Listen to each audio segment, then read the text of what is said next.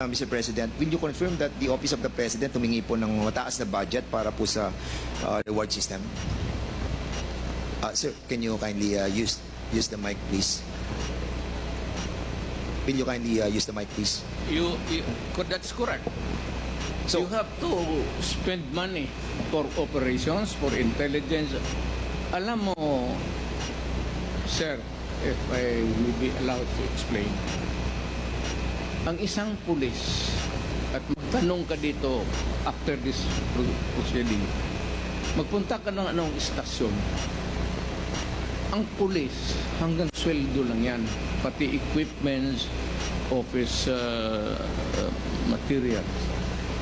Pero sabihin mo yung pulis na may sariling fund for an operation day-to-day to follow up cases sa mga criminals, wala, sir.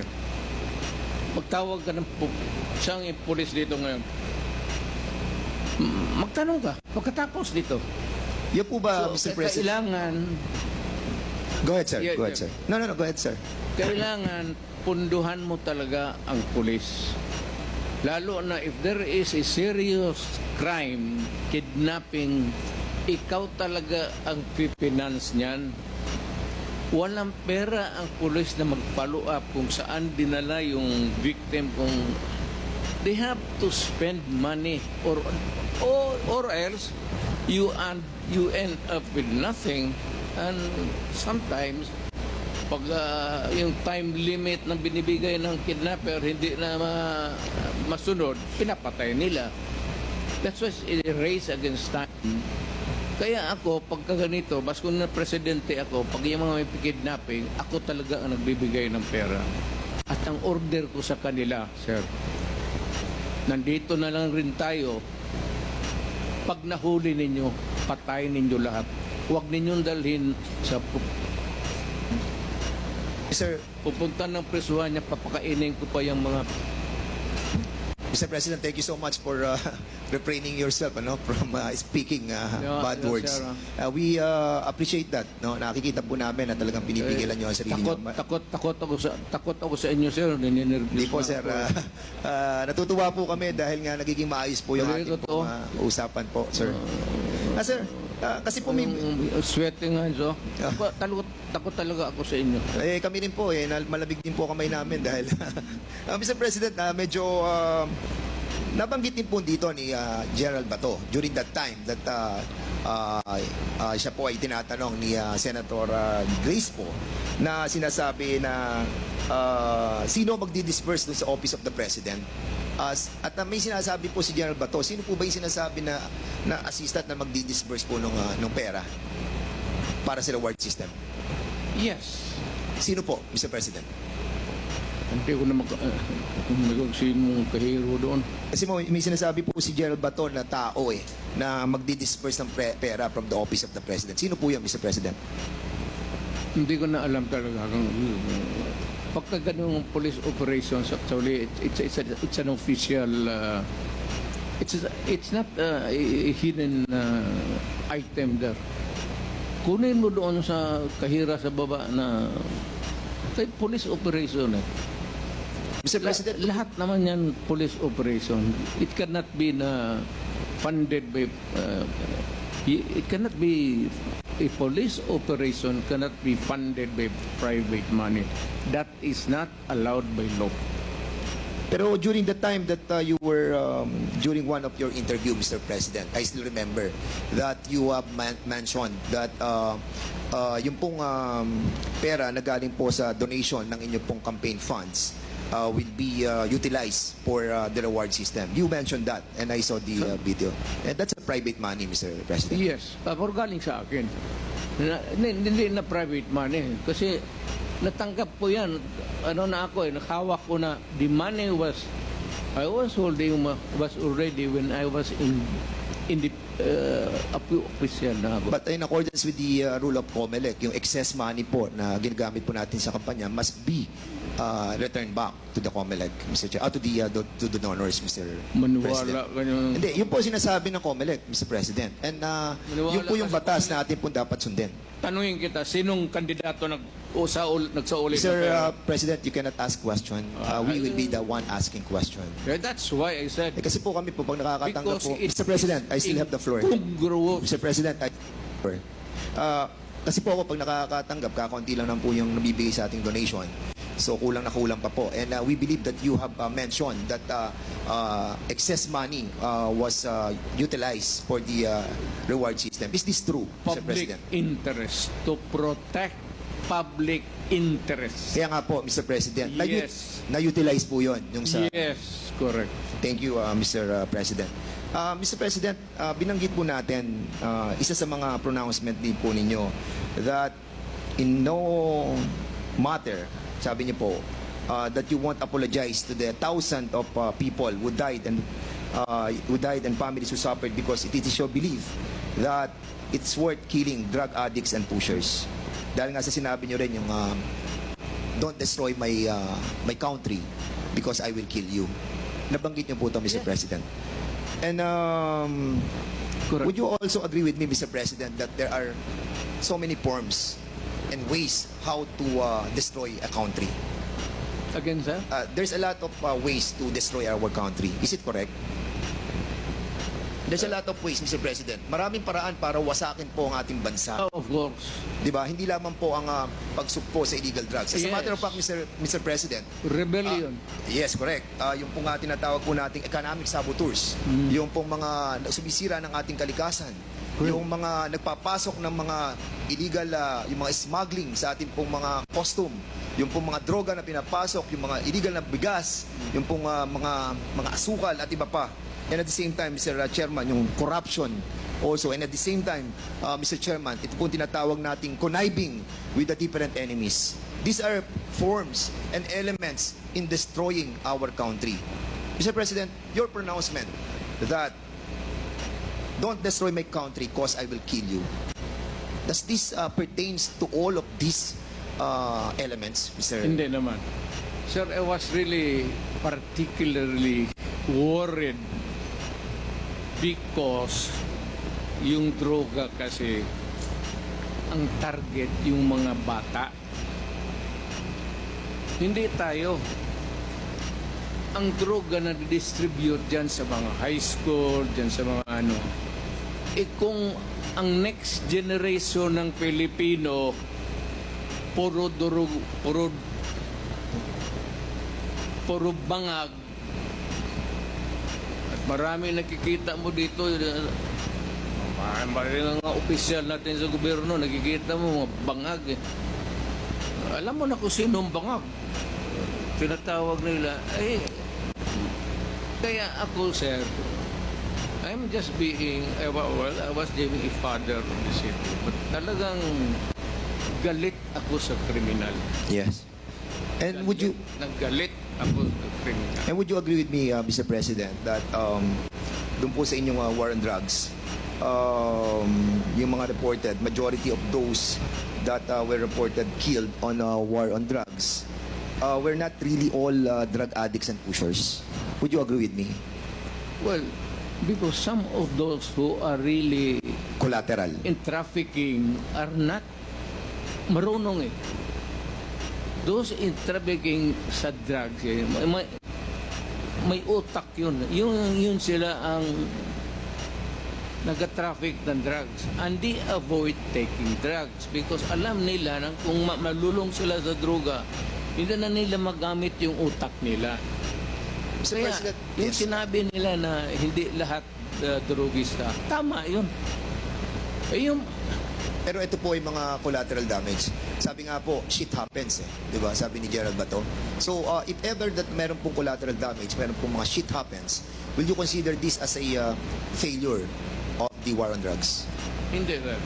I would say that it was a maybe unnecessary death, but a collateral damage is recognized, if not, hindi naman sinasadya eh. Kaya yung in one drug den doon sa Davao City, 4 na Chinese, pinatay ko talaga. Ang problema, may tinamaan na 2 yung nagluluto. Pero yung 4 na in-check na Mr. Chair- talagang pinatay ko. Sinadya ko talagang patpatayin. Mr. Chairman, Mr. President, is that a Admission, yes. admission that you Oo. killed them? Lumaban po sila? Or pinatay nyo silang walang laban? Sinabi ko sa kanila, Hindi, sir, Mr. President, pinatay nyo po ba siya ng walang laban or lumalaban po sila? hindi, lumalaban.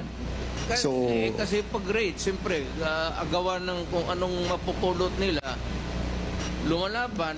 Pero I would say that hindi naman lahat malaban na mayroong tit for tat. Meaning to say, kung may M16 yung police, may M16 sila. That would be an impossible scenario. Pero kung lumaban, pasensya tayo. Ako sinabi ko, no mayor ako, do not do it. Do not do it because I will kill you. Kung yung naabutan ko doon, kagaya ng 4 na inchik, talagang pinatay ko. 4 po ba yun or 6, Mr. President?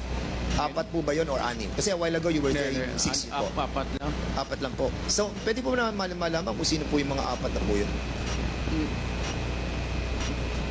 Ano pong pangalan po nila? Alam mo, sir, ang lolo ko Chinese.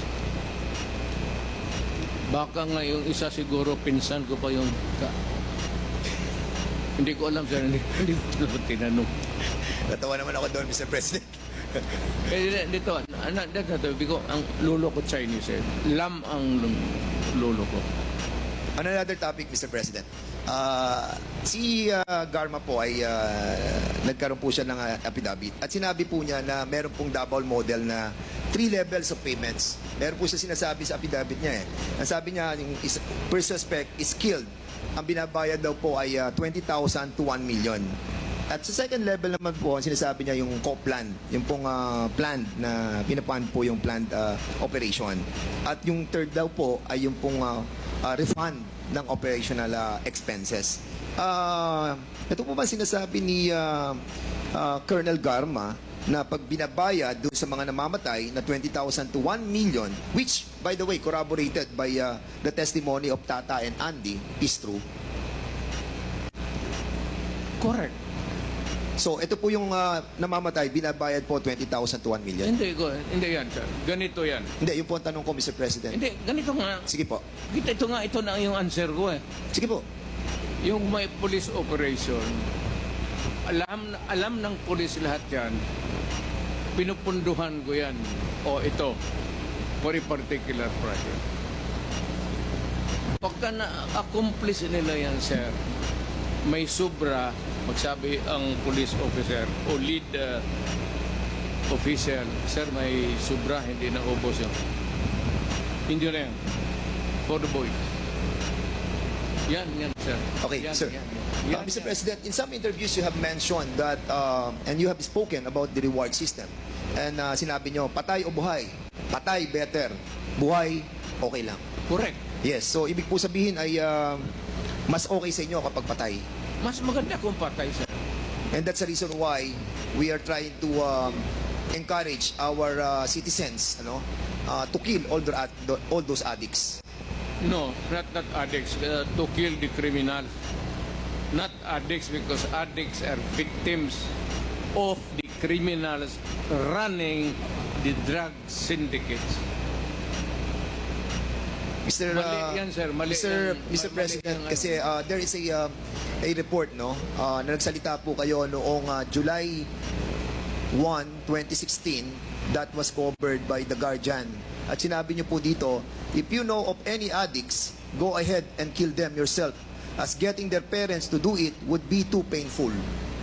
I am talking of the drug manufacturers and drug dealers. That is a... So mali po I to. don't know who wrote it. I am not bound by it. Huwag mong yan, sir. Hindi ko trabaho yan. Get it from my mouth.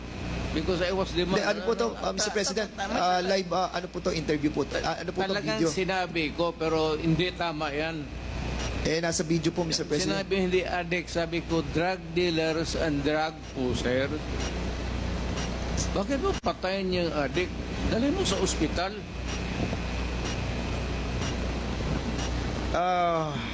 It's common sense.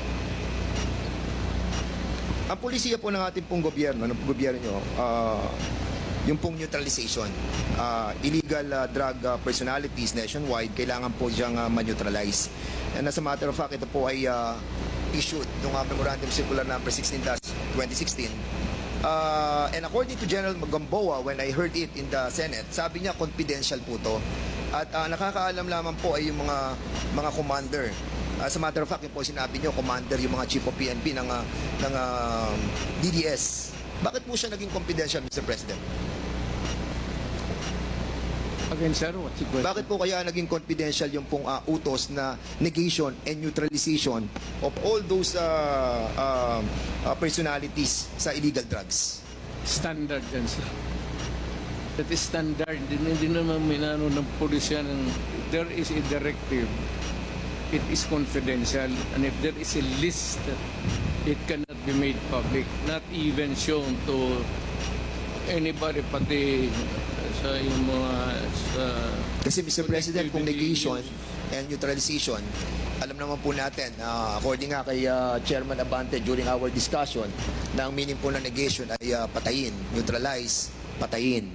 So, is there really an intent to hide this and make it confidential in order the lower ranks ng ating No, kapulisan na hindi po malaman Wala yung akong- inyong kautusan? I will admit na ang order ko yung mga drug manufacturers, pati yung mga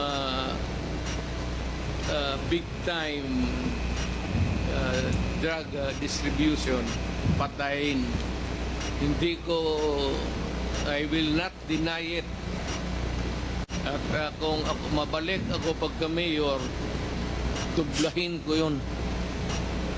And I want to make it clear, Mr. President, Mr. Chairman, that nung panahon po ng ating pong Pangulong, dating Pangulong Rodrigo Roa Duterte, meron po tayong 210,000 na mga kapulisan. And during that time, kung titignan mo yung mathematical computation, if ever na nagkaroon po tayo ng 20,000 na killed during that time, ay kung magkakaroon po tayo ng ratio na 1:1, ay sasabihin po natin that majority of the members of the PNP ay hindi naman po na-involved dito po sa war on drugs. Would you agree with me with that, Mr. President? Yes, sir. Mayroon kasi yung mga drug enforcement units lang siguro. Sila lang po yung na-involved. Not all policemen, any police department of a city or a province are dedicated to the drug operations. Meron talaga yung unit, sir, hindi lahat. There's the anti-smuggling, anti-narcotics, ganon, may especially Thank you, Mr. President. Mr. Chairman, meron kayong nabanggit sa Guardian. Sa Guardian, noong pong July 1, 2016. At sinabi po ninyo dito, Mr. President, Mr. Chairman, during the campaign, you said 100,000 people would die in his crackdown. With so many dead bodies dumped in Manila Bay, that fish there would grow fat from feeding on them.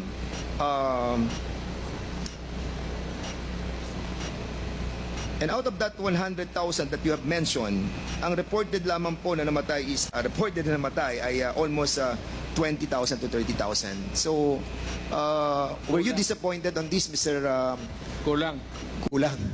Were you disappointed that it's only 20,000 to 30,000?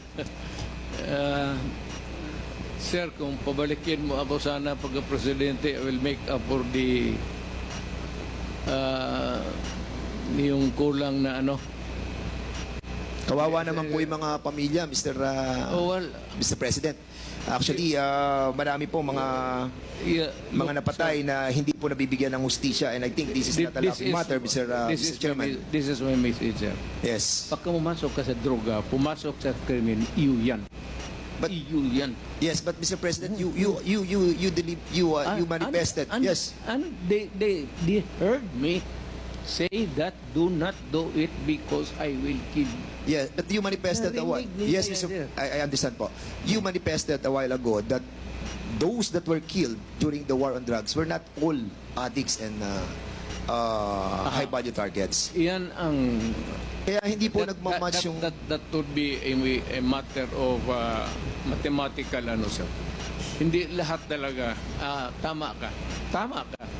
Okay. It could not be na lahat durugista or even connected with drugs. And because of this pronouncement nyo, Mr. President, because you have mentioned of the reward system, doon po sa nabasa kong sa news, and if I may, no, police were outsourcing extrajudicial killings to the same vigilante gang they accused of murder. Officials of the PNP, andyan po, kung mababasa po ninyo, coordinated with vigilantes, selected targets to credit for murders, and on occasion paid for assassinations in the name of the war against drugs. So in other words, Mr. Chairman, because of this war on drugs na pronouncement po ninyo, yung pong anti-drug vigilante group existed because of this tinatawag po nating outsourcing ng mga pulis. Like what happened, Mr. President, nung kami po ay nag-imbestiga dito na si Colonel Santi who testified under oath and made an affidavit na sinasabi po niya na nag-hire po sila ng killer para po kay General Barayuga. At binayaran po nila ng 300,000 pesos. Will you agree with me, Mr. President, that General Barayuga was a victim of extrajudicial killing? I'm sorry sir.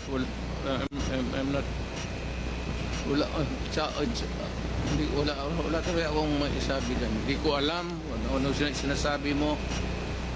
This happened, Mr. President, during your time. Yeah.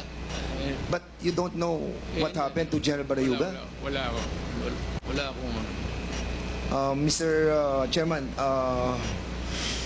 kasi po panahon po ninyo to nung mamatay si General Barayuga, and it saddened us kung hindi po natin alam kung ano po nangyari doon sa kaso yun. Yan ang problema eh. Gusto ko rin malaman kasi it was during my time. I am as much interested as you. Kasi Mr. President, General po to. Pero yung utos ko, Apo. inaamin ko, Na ano po? walang problema yan. Hindi nyo po ba inimbestigahan itong tungkol kay General Barayuga? Wala akong nakialam dyan, sir. Kindly wrap up. Kasi po, Mr. Mr. That is a personal, maybe I do not. Kasi po si Wala akong ano na magpatay ng general. Kasi po, ito pong si Colonel Hector Grijaldo na siya pong nag-aakusa sa amin that kami daw po ay pinuwersa namin siya, kinuors namin siya, hinaras po namin siya. Siya po ang chief of police ng Mandaluyong when this murder of General Grijaldo happened. General Barayuga happened. And that's the reason why we are asking about kung nalaman po ninyo itong kasong to, Mr. Wala, sir. Sino yan, sir? Sinong suspect? Well, according po kay Colonel Santi, ang suspect po ay si Colonel Leonardo at si Colonel Garma. He mentioned in the affidavit that Colonel Leonardo called him. Kaya nga po, tinatanong po namin sa inyo kung nalalaman po niyo yung kaso niyo. I do not know. There should be cases by now. There should be a case filed by now. Kung ganun, lalo na general. So, anong ginagawa ng police pati military dyan? They should be more